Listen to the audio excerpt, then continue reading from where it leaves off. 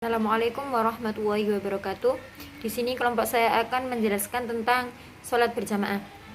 Sholat menurut bahasa adalah doa, dengan kata lain mempunyai arti mengagungkan. Sholat adalah sistem ibadah yang tersusun dari beberapa perkataan, perbuatan yang dimulai dengan takbiratul ihram dan diakhiri dengan salam. Kata jamaah diambil dari kata al-ijtima' yang berarti kumpul. Jamaah berarti sejumlah orang yang dikumpulkan oleh satu tujuan. Sholat berjamaah adalah sholat yang dikerjakan secara bersama-sama, sedikit dua orang, yaitu yang satu menjadi imam dan yang satu lagi menjadi makmum. Hukum berjamaah untuk sholat 5 waktu yaitu ada 4. Yang satu fardu kifayah, sunnah muakkadah, fardu ain, dan syarat sah sholat. Yang dimaksud fardu kifayah adalah bila sudah ada yang menjalankannya, maka gugurlah kewajiban yang lain untuk melakukannya. Yang kedua, sunnah muakkadah. Yang dimaksud dengan sunnah muakkadah itu sama dengan wajib fardu ain, yaitu ketika orang mendengar azan haruslah dia mendatangkanlah untuk sholat, yaitu syarat-syarat sholat berjamaah. Yang pertama, menyengaja mengikuti imam. Yang kedua, mengetahui segala yang dikerjakan imam. Yang ketiga, jangan ada dinding yang menghalangi antara imam dan makmum.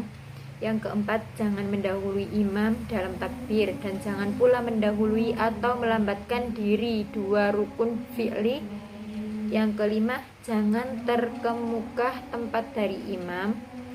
Yang keenam, sholat makmum harus bersesuai dengan sholat imam, misalnya sama-sama duhur, qashar, jamak, dan sebagainya.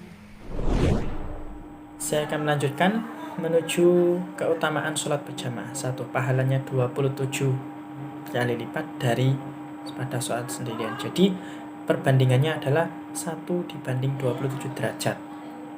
2. Mendapatkan perlindungan dan naungan dari Allah pada hari kiamat kelak.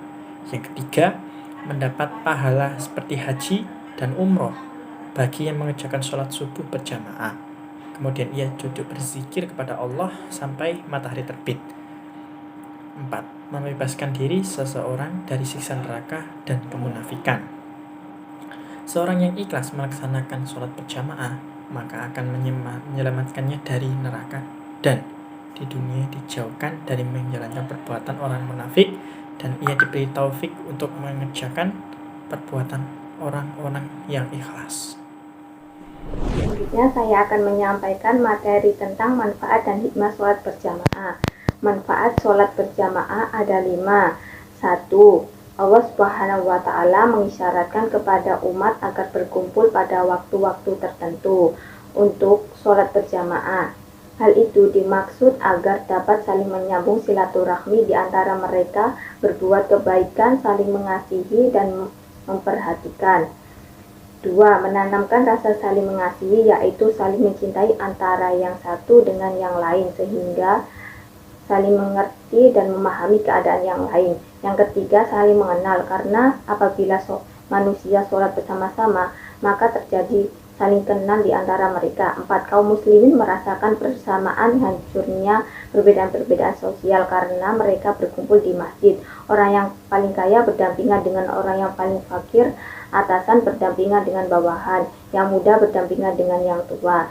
Yang kelima, menghindari kesalahpahaman arah kiblat, karena belum tentu semua orang muslim mengetahui arah kiblat secara tepat. Terkadang ada juga yang lupa jika berada di tempat yang asing. Hikmah sholat berjamaah antara lain: 1. Persatuan umat. Allah Subhanahu wa Ta'ala menginginkan umat Islam menjadi umat yang satu, maka disyariatkan sholat berjamaah sehari semalam 5 kali. 2.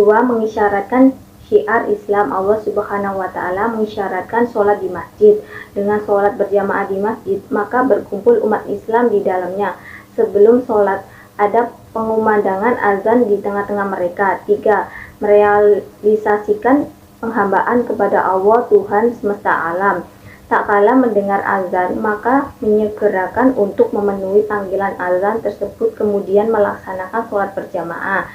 Yang keempat, menumbuhkan kedisiplinan. Dengan melaksanakan sholat berjamaah secara rutin, maka seorang akan terbiasa berdisiplin dalam mengatur dan menjalani kehidupan.